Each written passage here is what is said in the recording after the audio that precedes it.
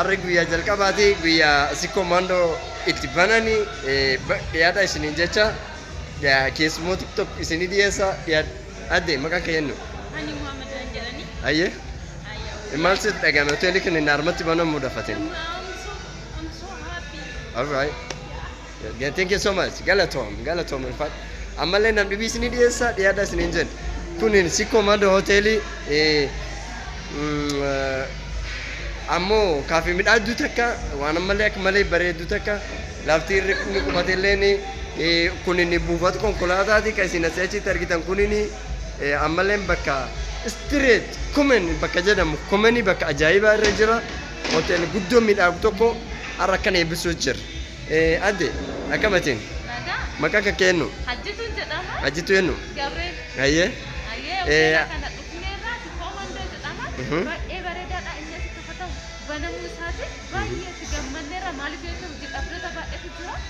Baay'ee tokko itti gammanneerra nama amma gara 50 ol horateera.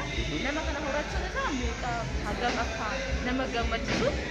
Immoo namni keenya akkanatti waan kanneen agarsiisu isaati baay'ee jajjabaadha jedhanii isaaniifis warra kana nu banee nu qopheessisamoo jalaqamumaan jedhanii. Ati eessa dhufte?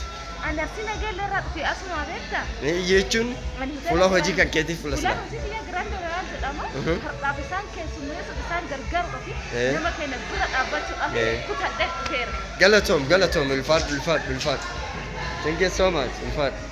Guys, akkuma isinitti mul'ise nam dhugaatti harma jireenya argita.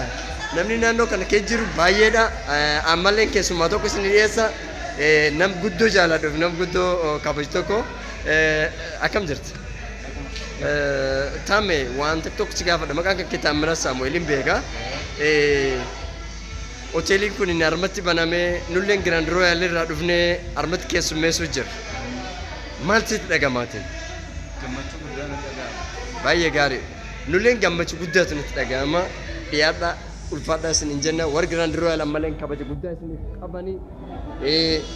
Sikko Mandoo hotel akka gammachuu guddaa isiniif qabnu yoomuu akka hin daganne yoomuu akka isin bira dhaabannu gammachuudhaan isin beeksisna dhiyaadha isiniin jedha.